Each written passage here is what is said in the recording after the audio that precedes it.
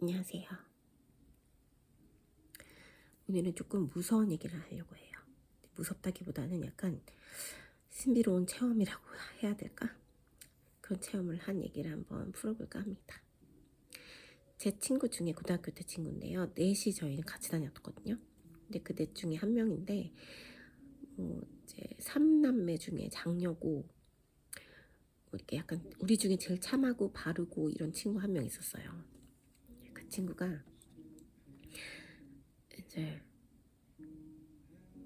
항상 이제 우리들이 막 장난치고 우린 좀 약간 그러면 그 친구는 항상 이렇게 바른 얘기하고 뭐 규칙을 잘 지켜야 된다 약간 이런 타입의 친구였거든요.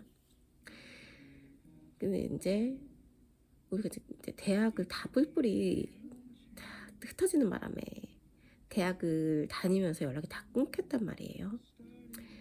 그래서 끊겨진 채로 이제 살다가 어느 날 제가 유치원에 취업하고 여름 방학이 다가올 때쯤 그 친구하고 연락이 닿은 거예요. 그러니까 졸업 앨범을 보고 연락을 했다고 막 이렇게 하면서 너무 보고 싶었는데 어떻게 지내? 막 이렇게 하면서 자기 어떻게 지냈던 얘기를 하고 그 친구랑 이제 만나기로 했어요. 근데 그 친구가 근데 또 내가 하는 방학 때 하는 아르바이트 같이 할래? 이렇게 얘기하는 거예요. 그래서 무슨 알바인데? 그랬더니 무슨 이제 지방에 있는 옷가게에 거기서 이제 코디 마네킹 이런 데 옷 입혀주고 옷 이렇게 코디 잘 해가지고 진열하고 이런 거래요. 근데 너무 재밌겠는 거예요. 제가 또 옷에 관심도 많았었고 그때는. 그래서 나 해볼래. 그랬더니 그 친구가 이제 제가 방학하는 날 그날 퇴근하고 금요일날 이제 만나기로 하고 이제 전화를 끊었어요. 근데 이제 그 막상 그날이 되는데 그때 너무 비가 이제 장마가 시작돼가지고 비가 너무 많이 오기 시작하는 거예요. 퇴근하고 집에 왔는데 엄마도 이제 그 알바하는 거에 반대를 하진 않았거든요. 근데 갑자기 엄마가 기분이 너무 안 좋다면서 그 약속을 꼭 가야겠냐고 하는 거예요. 그래서 근데 저도 다른 데 같으면은 약간 고집을 피우고 갈 텐데 왠지 가기가 싫은 기분이 들더라고요. 그래서 그 친구한테 다시 연락을 했는데 안 받더라고요. 그래서 막 제가 이제 문자를 남겼어요. 이러저러해서 비가 너무 많이 와가지고 좀 위험하기도 할 것 같고 미안한데 나 알바를 못 할 것 같다 이렇게 보냈죠. 그때 이제 다시 연락이 오더라고요. 그래서 받았더니 알겠다고 어쩔 수 없지 막 이러는 거예요. 근데 기분이 좋진 않더라고요. 그 친구 목소리 들으니까. 그래서 너무 미안해가지고 미안하다 다음에 내가 밥 살게 뭐 어쩌고 하면서 이제 끊었는데 좀 이따 다시 연락이 오는 거예요.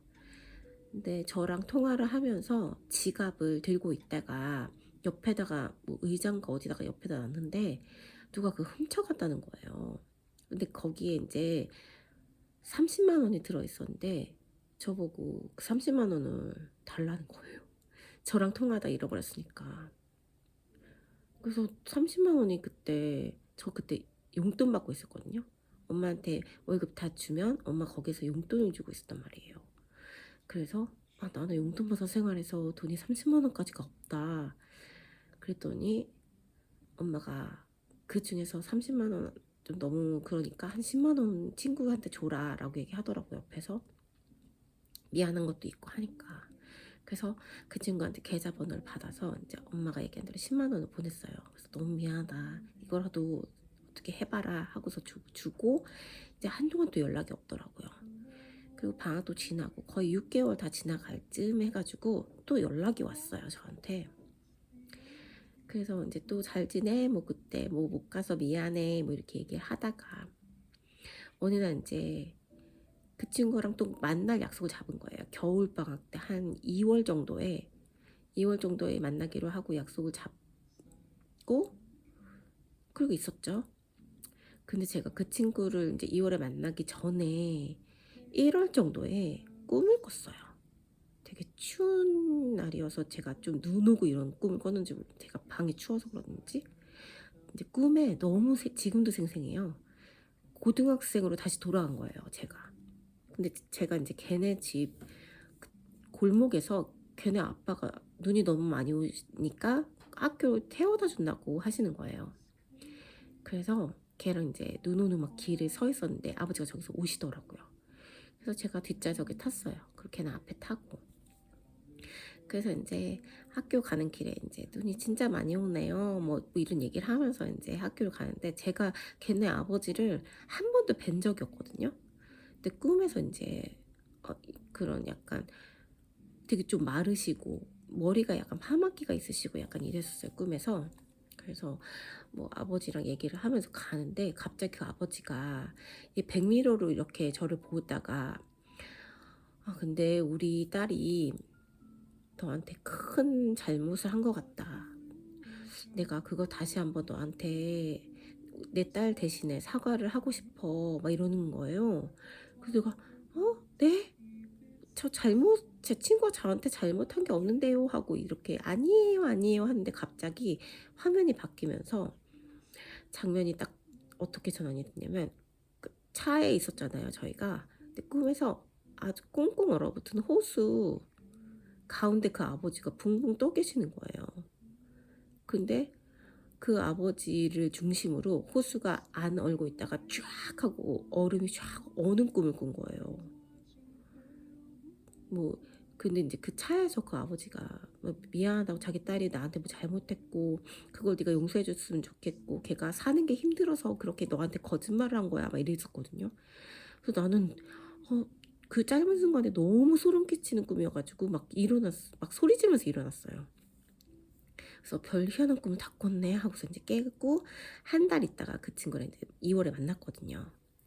그래가지고 만나가지고 막 이런저런 얘기를 하는데 제가 이제 밥을 먹다가 그 친구한테 얘기를 했어요. 나 근데 한 달 전에 나 꿈 꿨는데 꿈에서 너네 아빠가 나오셨다 그랬더니 그 친구가 너무 놀라는 거예요. 언제쯤 꿈을 꿨다는 거예요. 그래서 아빠 너네 아버지 나오고 뭐 1월 중순이었던 것 같은데 뭐 이렇게 얘기를 했어요. 그랬더니 그러니까 딱 그 친구가 진짜 울라고 하는 거예요. 울려고. 근데 아빠가 어떻게 나오셨는데 이렇게 얘기해서 제가 그 얘기를 했어요. 아빠가 우리를 학교에 데려다 주시는데 우리가 그때 고등학생으로 다시 돌아가 있었다. 근데 아빠가 자꾸 나한테 너가 사는 게 힘들어서 나를 속인 거니까 미안하다고 전해달라고 그랬다. 자기가 대신 사과한다고 그랬다. 그래서 그냥 무슨 얘기인지 잘 모르겠지만 알았다고 했더니 장면이 바뀌면서 너는 아버지가 이렇게 호수에 계시는데 얼음이 쫙 아버지 계신 거기 그 자리에서 쫙 얼어붙었다 이렇게 얘기했더니 그 친구가 진짜 밥을 먹다 말고 펑펑 우는 거예요. 그러더니 그 친구가 나 지금 너무 무서워 너무 소름 끼쳐 이렇게 얘기하는 거예요. 그래서 왜 그랬더니 그거 진짜 우리 아빠가 나온 게 맞는 것 같아 이러는 거예요. 그러더니 한 달 전에 아빠가 돌아가셨다는 거예요. 아빠가 그것도 갑자기 돌아가셨는데 그러면서 이제 자기가 그래 맞아 내가 너한테 여름에 사기친 거 맞아 이러는 거예요. 그래서 무슨 얘기인지 들어봤는데 이 친구가 이제 3남매라고 했잖아요. 근데 다 거기 막 2~3살 차이 이렇게 나니까 뭐 이렇게 돈 들어갈 때도 되게 엄청 많고 막 이런데 얘네 엄마가 되게 아프셨어요. 환자였어요. 그래서 아무것도 못 하셨어요. 집안 살림이고 뭐고 아무것도 못 하셨고 얘가 이제 퇴근이란다. 학교 끝나면 동생들 건사하고 뭐 약간 이랬었고 공부는 되게 잘했는데 학원 같은 데는 전혀 못 다녔거든요. 돈이 없어서. 근데 그게 이제 돈이 없었다는 거 나중에 이제 알게 됐지만 그래서 아빠가 되게 열심히 일하신 거예요. 그래서 이제 얘가 이제 대학을 들어갔단 말이죠. 대학을 들어갔는데 이제 대학도 서울에서도 다닐 수 있었지만 이제 지방의 어떤 학교는 이제 4년 내내 장학금 준다고 그래가지고 거기로 이제 간 거예요. 근데 장학금을 주는 학교에 들어간 거 그것만 생각했지 거기서 생활비가 들 거란 생각 못 한 거예요. 그래서 걔가 알바를 막 찾고 있는데 알바도 잘 안 구해지고 그러다가 진짜 동생들도 되게 힘들게 막 이렇게 동생들 학비도 들어가야 되고 무슨 생활비도 되게 보태야 되고 하는 문제가 또 막 빵빵 터지면서 이 친구가 그래서는 안 되는데 술집에서 일하게 된 거예요. 지방에 있는 술집에서.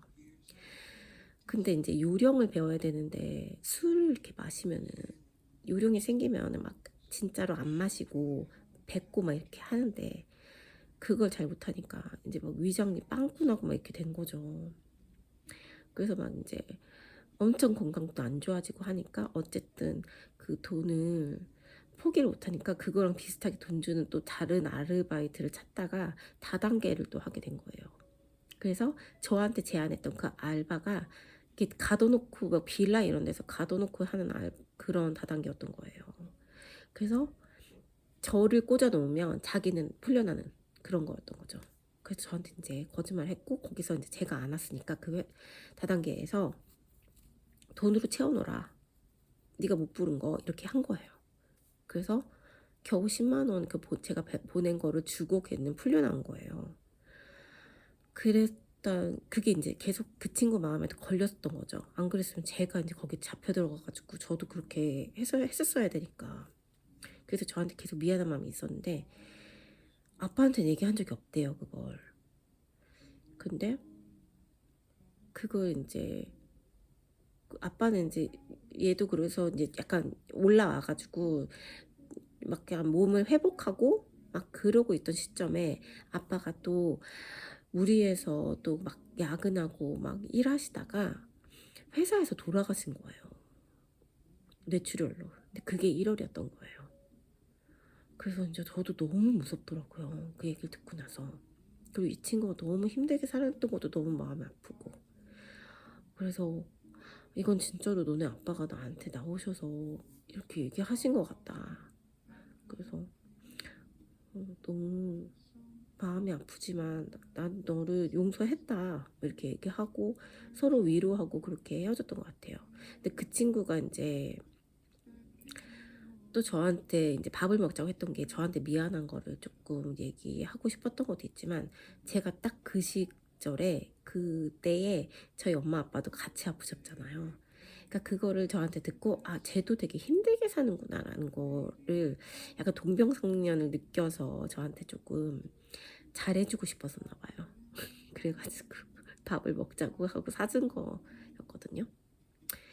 근데 이제 그러고 나서 그 친구가 어느 날 또 술이 또 잔뜩 취해가지고 만나자고 해서 갔는데 자기 결혼을 한다는 거예요. 근데 진짠지 아닌지 그건 진짜 잘 모르겠어요. 결혼을 한다고 해서 막 축하해 막 이렇게 얘기하고 자기가 되게 번듯한 직장을 가진 사람이랑 결혼한다고 얘기하고 그다음에 이제 엄마는 아직도 살아계시다고 하더라고요.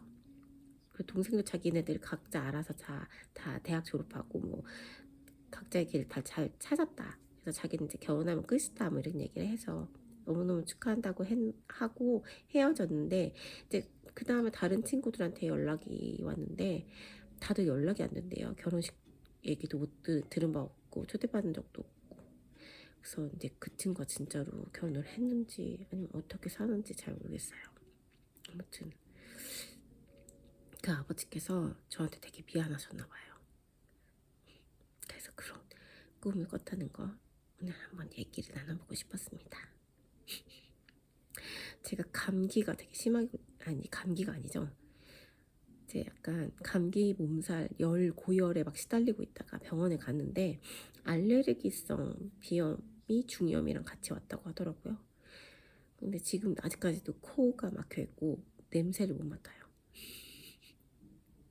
그래서 목소리가 지금 이렇게 나오는 점 깊은 이해 바랍니다. 감사합니다.